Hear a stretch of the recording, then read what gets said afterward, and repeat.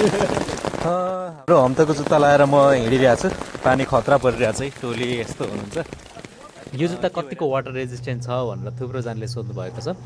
अहिलेसम्मको हाम्रो एक्सपिरियन्समा water resistant छ, कहीँबाट पनि पानी छिरेको छैन। जस्तै यसको यो सिलाको पार्ट होस् अथवा चाहिँ गम लगाएको पार्ट होस् अथवा चाहिँ यो जुत्ताको लेस बान्ने प्वालहरूबाट होस्, अनि यो जुत्ताको जिब्रो हुन्छ नि माथिको जिब्रो, त्यो पनि सिङ्गल बडी छ, त्यही भएर त्यताबाट पनि पानी छिरेको छैन।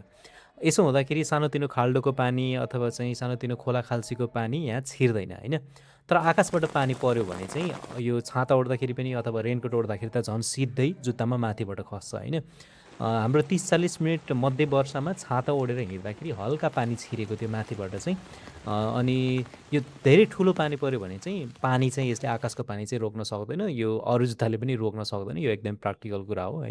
अनि यो जुत्ताको प्राइस कति पर्छ भनेर पनि थुप्रैजनाले सोध्नु भएको छ। त्यसको लागि चाहिँ हम्तोको अफिसियल वेबसाइटमा गएर चेक गर्न सक्नुहुन्छ।